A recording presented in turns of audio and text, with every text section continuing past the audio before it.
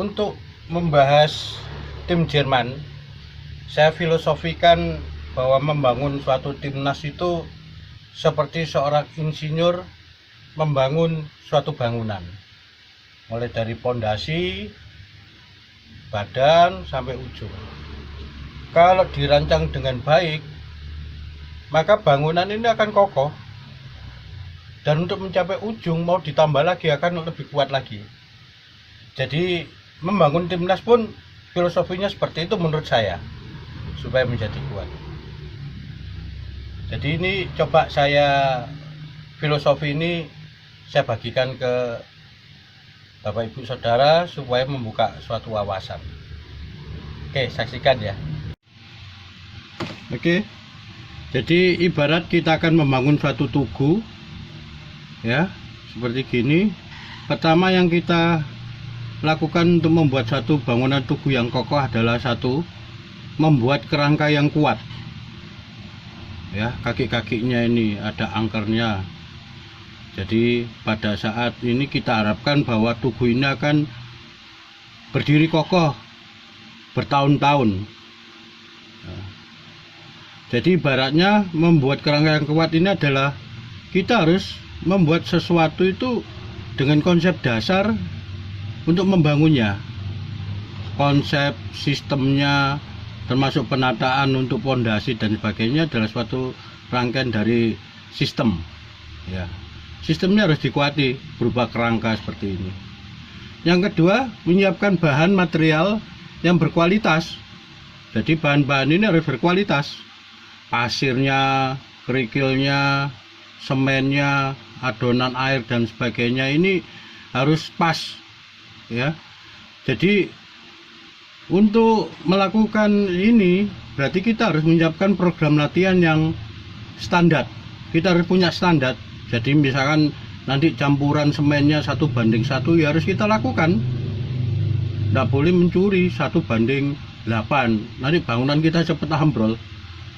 Kemudian diisi oleh orang-orang yang kompeten dalam membangun seperti insinyur, mandor, tukang kuli dan lain-lain. Nah ini ada bagian, bukan hanya tukang saja yang bangun, tapi ada perancangnya, kekuatannya, ini butuh besi berapa, yang bertanggung jawab ya, terus ini pekerjanya harus sesuai dengan apa instruksi ini.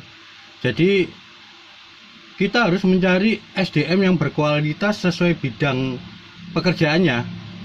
Jadi kalau yang leadership ya dia di insinyur ini, nanti pekerja ini membantu menunjang untuk melaksanakan pembangunan. Ditunjang sarana penunjang yang mendukung. Nah ini ada alat molen sehingga mengaduknya lebih, air tersedia, pasir, geragal yang terpilih ya, tidak ada batu bata atau batu lainnya. Ini untuk supaya apa yang kita lakukan ini tepat sasaran. Harus disiapkan dengan sarana yang memadai, yang sesuai dengan apa yang kita konsep dari awal seperti ini. Terus kelima, disiapkan anggaran dengan pengawasan yang ketat. Jadi kalau ini proyeknya untuk membangun ini senilai berapa dan apa ini harus sesuai, tidak boleh dikurang seperti tadi. Kalau semennya campurannya 1:1, 1 berapa, ya harus selesai dilakukan seperti itu. Jangan mencuri-curi bahan 1:8. Wes pokoknya sementing nanti jadi bangunan. Nah, bangunnya tidak salah-salan. Terus kemudian melakukan tahapan pengerjaan dengan teliti dan sesuai jadwal yang ditentukan. Jadi melakukan ini tidak dicor dulu, tapi bagian bawahnya dulu secara bertahap. Jadi sesuai jadwalnya. Ini setelah kering baru melakukan atas. Ini tidak langsung atas, step by step dulu ya, dilakukan pengecoran ya. Jadi ibaratnya itu membuat program latihan yang berjenjang, mulai dari bawah dan kemudian naik dengan diikuti beberapa program kompetisi yang baik ya. Terus ketujuh, mempercantik hasil dan memoles bagian-bagian yang dianggap perlu kalau diperlukan renovasi yang sudah jadi dan terdapat kekurangan. Jadi kalau bangunan ini sudah jadi tapi belum halus, ternyata masih ada lubang-lubangnya, ini harus dilakukan perbaikan, dilakukan penambalan. Nah, kalau ini ternyata ada campuran yang tidak pas, dibongkar aja bagian yang sini, terus diberikan campuran yang pas, sehingga bangunan ini kokoh sesuai dengan apa yang dirancang dari awal. Jadi kalau di dalam sepak bola itu melakukan sesuai kompetisi ini sesuai jenjang yang baik, mulai dari bawah, usia dini, kemudian pra usia, ya. Kompetisinya harus ada sebelum maju ke divisi-divisi yang berjenjang, mulai Liga 3, Liga 2, Liga 1 atau Liga Utama. Ya, ini harus dilakukan. Dan ini harus standarisasi, semua standar, besinya standar, tidak boleh dikurangi, ya. Jadi hal-hal seperti ini mesti diperhatikan dalam membuat bangunan, membuat sesuatu. Jadi kalau di sini sudah jadi bangunan, terjadi kompetisi, sudah dilakukan, ternyata ada permasalahan, yaitu tadi harus dibongkar, diganti, bisa diganti orangnya, bisa diganti siapa, ada mafia di sini, ya kita ganti. Kemudian 8, evaluasi hasil dan renovasi supaya tetap kokoh bangunan ini. Jadi kalau ini sudah jadi bangunan yang kokoh halus, ya kita evaluasi lagi, ada nggak yang perlu dipercantik sehingga ini sampai menuju ke atas ini menjadi bagus, ya. Jadi ini kalau kita mempunyai tujuan, kalau di bidang sepak bola, goal settingnya adalah di atas. Ini timnas itu di atas ini, melalui kompetisi-kompetisi ini akhirnya timbul pemain-pemain yang bertalenta, akhirnya merucut ke satu timnas dan mencapai tujuan ke puncak menjadi golden, ya. Nah, bangunan yang saya maksud tadi kalau sudah jadi seperti ini, kokoh, ya, ada pondasinya kuat, ya. Ini jadi yang paling dasar ini adalah pendidikan usia dini dalam sepak bola itu dengan standarisasi cara latihan.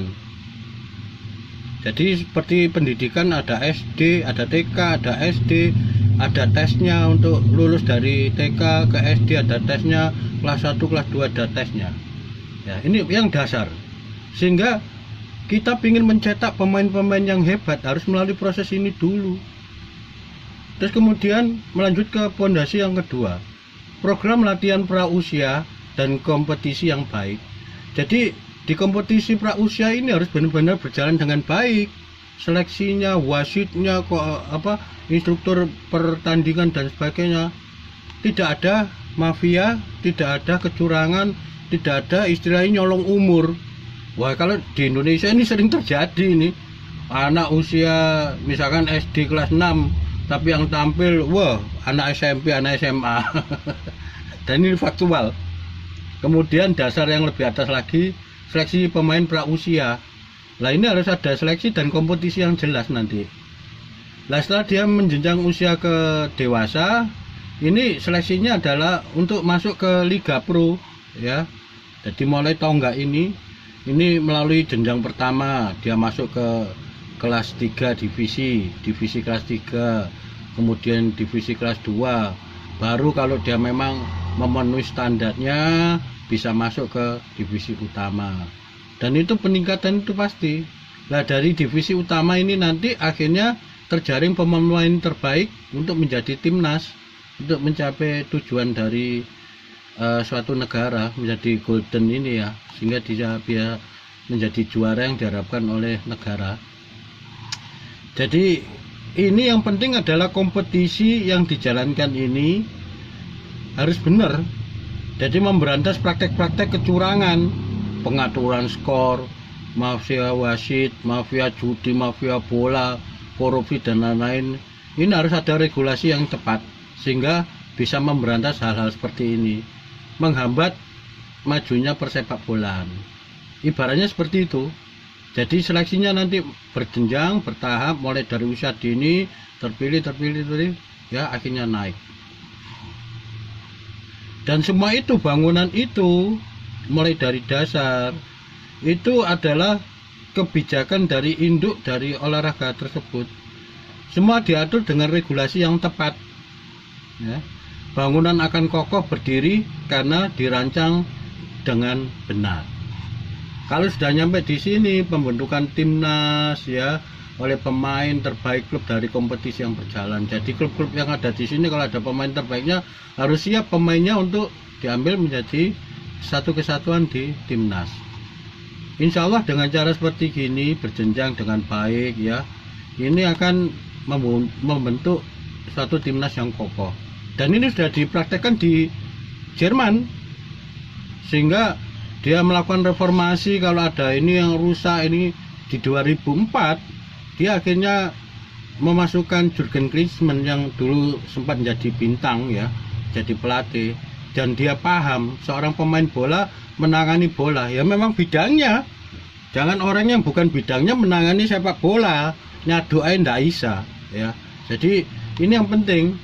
Akhirnya Jerman di 2004 mulai bangkit, ditata kokoh sekarang. Nah, sekarang tinggal menuju emasnya ini bertambah terus atau tidak. Lah, kalau terjadi misalkan ada bangunan seperti tadi, modelnya sudah kayak gini. Loh, ini ada ini. Mulai dari dasar ini keropos semua, ya. Mulai dari dasar keropos yang seharusnya berjenjang apa. Ini tidak ada sama sekali sehingga keropos. Ya, ini keropos retak-retak ya temboknya. Ini sudah gumpil cuil semua ya, keropos semua. Dan ujungnya ini juga keropos, tidak bisa berdiri tegak. Solusinya apa kalau sudah gini? Seorang insinyur akan berpikir solusinya kalau diperbaiki juga tidak akan kokoh, keluar duit banyak, keluar biaya banyak, tapi tidak akan bisa mencapai tujuan yang diharapkan menjadi kokoh dan emasnya ini semakin tumbuh. Pendapat dia pasti akan ngomong, ya udah, direnovasi sulit, direformasi atau direvolusi aja Pak. Nah gimana? Dirobohkan semua. Ini bangunan ini dirobohkan semua. Kemudian dibuat dengan konsep yang benar, ya, kokoh, dirancang dengan kokoh, konsep yang benar. Jadi seperti bangunan seperti ini mulai dasar, ya, bahan-bahannya yang material yang digunakan, ya, sarananya apa, ini disiapkan semua. Nah kalau ini terjadi seperti ini, sampai berapapun kalau bangunan ini 2 tahun, 3 tahun mau cari metode apa ditambal di apa ya tetap akan retak lagi, akan pecah lagi karena dasarnya sudah tidak kuat, dasarnya sudah kayak gini. Yang ada di sini nih kasihan, kayak kambing hitam nanti. Gak bisa menang, disalahkan. Oh, gak entos main. Ya. Ini yang terjadi. Dan saya tidak bicara tentang negara kita loh ya. Tapi ini saya bicara filosofi tentang bangunan. Bapak Ibu simpulkan sendiri. Ya. Jadi kalau sudah bangunan seperti gini, seorang insinyur dari negara manapun, dari Mesir, dari Amerika, dari Rusia, dari Cina, selalu akan mengatakan lebih baik dirobohkan Pak, sama-sama keluar duitnya, kita bikin rancangan yang bagus ya, dirancang lagi. Orang-orang yang tidak kompeten, yang bikin keropos kayak gini ini kita buangi semua Pak. Material-material ini kita bangun, yang muda-muda ini pondasinya ini kita kuatkan, muda-muda ini. Nah seperti gini, nah nanti kokoh berjenjang lagi ya. Ini nanti kompetisi kita benahi, kita jalankan. Kalau sudah gini memang susah ya. Saya sependapat dengan insinyur tadi, lebih baik dibongkar, kita bangun lagi seperti ini dari awal, sama-sama keluar duitnya. Ini juga nambal, ini keluar duit tapi tidak bermanfaat, ngentekno anggaran negara. Di orang siapa mau pimpinannya jenderal, mau pimpinannya orang partai, mau pimpinannya, tidak akan pernah bisa akan berdiri tegak. Ini filosofinya. Oke, catatan akhir untuk pembentukan timnas ya, setelah kita evaluasi seperti ini ya, kita tidak akan pernah berhasil membentuk timnas yang baik kalau kompetisi liga kita masih ada pengaturan skor, mafia wasit tidak profesional, asal-asalan, bentrok pertandingan antar supporter, antar pemain, wasit dan pemain, dan masalah keuangan baik PSSI maupun klub-klub di bawahnya. Ini untuk yang sudah berjalan di liga seperti itu sampai hari ini terjadi. Liga 2, Liga 3, Liga 1. Prausia ya, sekedar tahu di prausia anak tingkat SD SMP yang sering terjadi apa? Pencurian umur. Kemudian pemalsuan data pemain.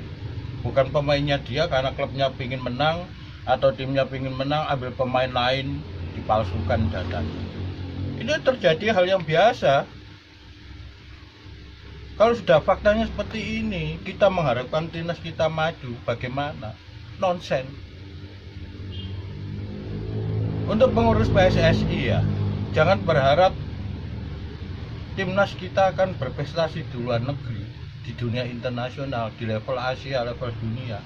Selama ini tidak dibenahi. Ini loh wajah PSSI kita, ini faktanya. Kalau persepak bola yang baik seperti Jerman, ini tugunya seperti gini. Kalau punya Anda itu seperti gini, bangunan reot mau runtuh, mulai dari dasar sampai apalagi bicara atas sudah gropos semua. Ini loh wajah Anda, ini yang harus dirubah. Ini sekedar usul aja. Untuk pengurus PSSI itu harus ada tes, ya. Biar tidak asal jeplak ngomongnya, nggak dipikirkan dulu. Begitu timnas kalah, ganti pelatih, mau diganti selevel Jurgen Klinsmann, selevel Jurgen Klopp. Kalau pemainnya memang dasarnya tidak mampu, susah. Makanya orang-orang PSSI itu harus dikasih tes. Kalau orang bicara bola ya harus bisa bola. Orang bicara rumah, bangun rumah, ya orang arsitek. The right man on the right place. Apa itu? Ya kalau orang PSSI harus tesnya minimal menguasai dasar bola. Dites, bisa kontrol enggak, ditendang. Bola bawah, bola atas. Bisa nendang enggak? Lurus enggak tendangannya? Minimal wes enggak usah susah-susah karena sudah tua-tua pengurus PSSI itu. Suruh juggling aja dah. Kalau juggling bola aja ndak bisa mau bicara bola, nonsen, ya. Kenapa saya ngomong suruh juggling? Karena untuk orang bisa juggling, kontrol bola itu membutuhkan proses. Tidak seperti mie instan, tuang, dek, diaduk, dipanasin, taruh meja, taruh piring, udah bisa disantap. Bola itu perlu proses, ya. Anda mau pinter juggling, kalau tidak pernah pegang bola, tidak akan bisa. Apa 1-2 hari pegang bola terus bisa juggling? Nonsen. Kenapa saya suruh untuk tes juggling? Karena dengan tes juggling itu seluruh anggota tubuh, mulai otak, pikiran, nafas, hati, ini berperan semua sampai kaki. Bagaimana mengontrol bola, memantul-mantulkan bola, ya. Dan yang kedua yang paling penting, pengurus PSSI itu harus dites TWK, tes wawasan kebangsaan. Soalnya supaya otaknya bersih, hatinya bersih, dan berjiwa nasionalis untuk membangun sepak bola Indonesia ini. Saya yakin kalau sudah dites wawasan kebangsaan tidak akan ada di bawah PSSI ini yang namanya pengaturan skor, mafia bola dan sebagainya. Ini lucu. Saya dulu kalau lihat film Jaka Sembung, Barry Prima atau film apa itu yang dari Jawa Barat itu, semua kan tentang premanisme, perlawanan jajah Belanda dan sebagainya. Tapi intinya gini, kalau kepala desanya itu preman, bajingan ya, pasti warga desa ini ketakutan. Ada orang pintar sedikit dibasmi, ada orang kritis sedikit dibasmi. Kenapa? Dia ingin menguasai desa itu. Ya selamanya kalau dipimpin preman, akhirnya aroma kehidupannya seperti preman. Ini ibaratnya seperti itu. Kalau ingin membenahi desa itu menjadi baik, ganti pimpinannya, direformasi, ganti semua pejabat-pejabat di bawahnya. Dipilih orang baik, orang pintar yang paham bagaimana membangun sesuatu. Kalau bicara bola ya orang yang paham tentang bola, bahwa bola itu perlu proses, tidak instan.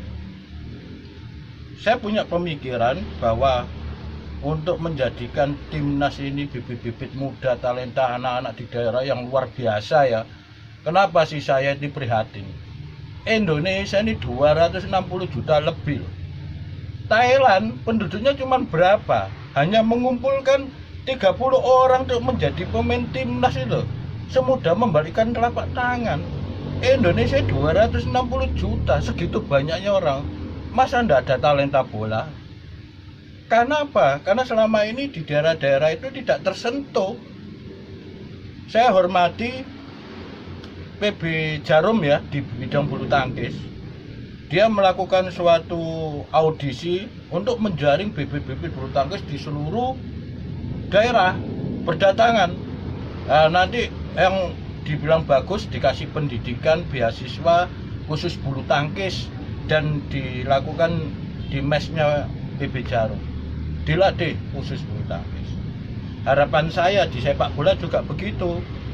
Ada pengusaha muda yang empati terhadap bola, sepak bola ya, mendirikan aja akademi sepak bola, lakukan audisi di seluruh daerah ya, tanpa ada sokok menyogok, murni tes keterampilan, tes stamina, tes pikiran, kecerdasan. Kalau sudah lolos semua, tampung, bikinkan mes, bikinkan khusus, ambil aja jenjang usia 12, 15 ya, 16, 19 dan sebagainya. Nah, akademi ini kalau sudah terbentuk, jangan ikut diikutkan Liga Indonesia, Liga luar negeri, ya. Tapi kan harus tetap dikasih wadah. Nah, ini masukan saya kedua. Liga amatir ini dihidupkan lagi. Anak-anak talenta muda yang dari akademi tadi bisa berkarir di Liga amatir dulu, seperti zaman dulu.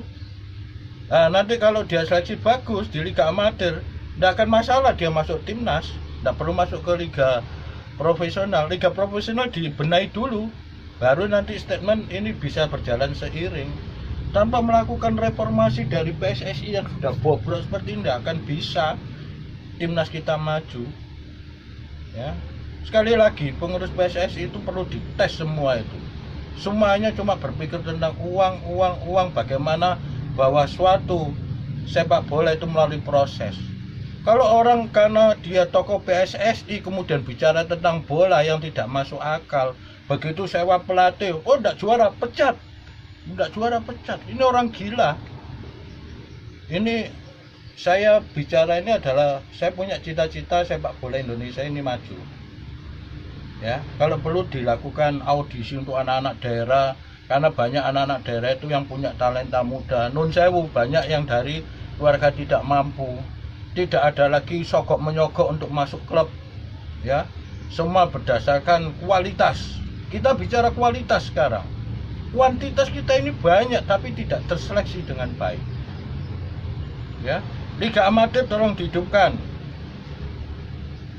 Pak Jokowi, Pak Presiden, tolong dah PSSI ini direformasi, dipugar aja Pak, ini bangunan rusak ini, dibentuk lagi seperti gini ya, ditata lagi sehingga cita-cita bangsa Indonesia bisa berprestasi di minimal di Asia itu akan tercapai untuk di bidang sepak bola. Selama bangunannya ini mau ganti pengurus siapa saja, mau ganti pimpinan siapa saja, mau jenderal, mau ulama, ya, mau profesor, mau S3. Kalau bangunannya seperti ini ya siap runtuh aja, tidak akan bisa maju PSSI. Ya. Oke, itu aja catatan terakhir dari video kali ini. Mohon maaf kalau ada salah kata dan kata-kata yang kurang berkenan, tapi ini cita-cita saya untuk sepak bola Indonesia. Salam olahraga.